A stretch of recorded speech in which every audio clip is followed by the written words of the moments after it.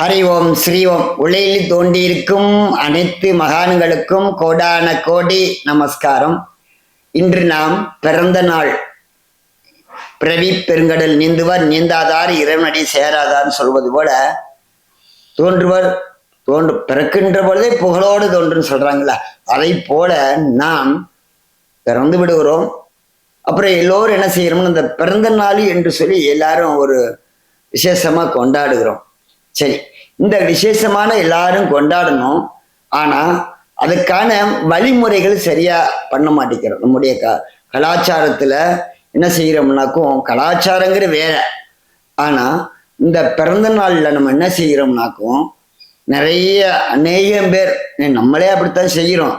ஆனா அந்த செய்து பாருங்களேன், ஒவ்வொரு பிறந்த நாளுக்கும் ஒவ்வொரு என்ன ஆகுதுன்னு சொல்லிட்டு இந்த கேக்கு வெட்டுறோம். இந்த கேக்கு வெட்டலாம் தப்பு இல்லை, அதுல பெயர் எழுதக்கூடாது. நல்லா பார்த்துங்க. சில பேர் பார்த்தீங்கன்னா ஐஸ்கிரீம் அதுன்னு போட்டு என்ன செய்யறாங்கனாக்கும், அதுல பேர் எழுதி ஹாப்பி பர்த்டே அப்படின்னு போட்டு அதை இதையும் எழுதி பேர் எழுதிடுவாங்க. அப்புறம் எடுத்து கத்தியை மேலே மெழுகுதி வச்சு வாயில ஊதுறது. அப்புறம் என்ன செய்வாங்க, கத்தியை வச்சு வெட்டுறது. இது நம்ம பண்றதுனால என்ன குறைபாடு வரும்னா, அந்த மாதிரி செய்து பார்க்க முடியாது. தன்னறியாமல் இந்த உடல் உபத்திரங்கள் கொடுக்கும். எப்படின்னு கேட்டீங்கன்னா, அதர்வன வேதத்துல ஸ்வீட், அதாவது சாதாரண ஒரு சர்க்கரை அல்லது ஒரு கேக் நீங்களே என்ன செய்றீங்கனாக்கும், யாரு பிடிக்கலையோ அந்த சொல்லக்கூடாது, இருந்தால் அவங்க பேரை எழுதி என்ன செய்யறோம், அதை கத்தியை வச்சு கட் பண்ண மரண காலங்கள்ல அல்லது சனி ஓரை இல்லை அல்லது எந்த நேரங்காலங்கள் இல்லாம நம்ம கட் பண்ணுகின்ற பொழுது தெற்கு பார்த்தோ அல்லது கிழக்கு பார்த்தோ ஏதோ ஒரு வகையில கட் பண்ணும் போது அந்த ஸ்வீட்ல அந்த பெயர் எழுதி கட் பண்ணும் போது அவங்க உடல் உபத்திரங்கள் வரும், புத்தி மந்தமாகும், காரிய தடை ஏற்படும். அதுபோல உடல் நரம்பு வியாதிகள், இரத்த சம்பந்தப்பட்ட சோர்வலை உண்டு பண்ணிவிடும், அநேக நோய்களுக்கு உண்டாகும், வசீகரத்தன்மை குறையும். அதுபோல நம்மளுடைய பிறந்தநாளுக்கு எவ்வளவோ 5000 10,000 5 லட்சம் கூட செலவு பண்ணலாம். அந்த எல்லாரும் சேர்த்துக்கணும். அது செய்ய போகும்போது நமக்கு என்ன செய்யும்னாக்கும், உடல் உபத்திரம் வர்றது இல்லாம சில பல கஷ்டங்கள் கிடைக்கும். நான் சொல்றது என்னடா அப்படின்னு திட்டலாம் நீங்க, ஆனா நீங்க செஞ்சு பாருங்களேன். இல்லாட்டி வருஷத்துக்கு ஒரு நாள் தானே அப்படின்ல, ஒரே நாள்ல பல மடங்கு துன்பத்தை கொடுக்கும்.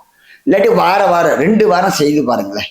செஞ்சு பார்த்துட்டு அதிலிருந்து காரியங்கள் எப்படி நடக்கிறது, உடல் உபத்திரங்கள் எப்படி வருகிறது அப்படின்னு நினைச்சு பார்த்தீங்கன்னா, அது நமக்குள்ள காரியத்தடை, மன உளைச்சல், குழப்பம், தேவையில்லாத பெற்றோர்கள் சண்டை வரும், மன வெறுப்புகள் உண்டாகும், பிள்ளைகளுக்கும் குழந்தைகளுக்கும் வெறுப்பு சண்டைகள் வருவதெல்லாம் உண்டாக்கி விடுவது இந்த ஸ்வீட்ல, அதாவது ஜீனி சர்க்கரை ஏதோ ஒன்று இனிப்புல பேர் எழுதி கட் பண்ணலாம். அது நடக்கும். கத்தினா பிளாஸ்டிக் கத்தி தானே அப்படிங்கலாம்.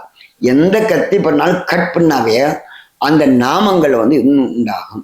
அதுபோல ஒரு பெயரை பேப்பர்ல எழுதி கூட அது என்ன நினைக்கும், அந்த எதிரி பேர் எழுதி எதிரியோ பேரவோ எரிச்சு விட்டோமால் கூட உடல் உபத்திரங்கள் கொடுக்கும் என்று அதிர்வன, அதாவது தாந்திரியம், மந்திரந்தெல்லாம் கிடையாது, தாந்திரியம்.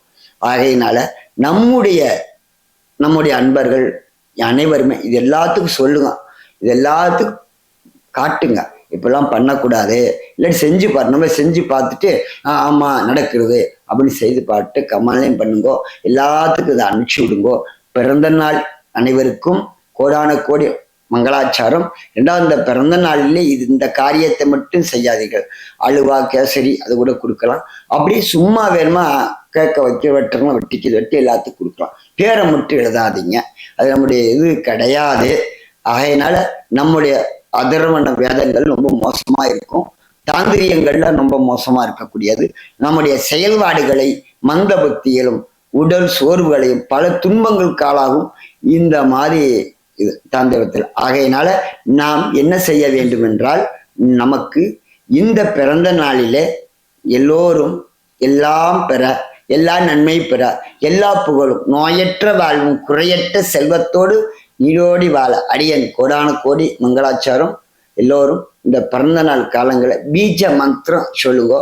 குலதெய்வம் கோயிலுக்கு போய் நெய் விளக்கு ஏற்றுங்கோ, நல்ல வம்சந்தலையும் நல்லா இருக்கும். அதுபோல இந்த பீஜாச்சார் மந்திரத்தை சொல்லுங்க.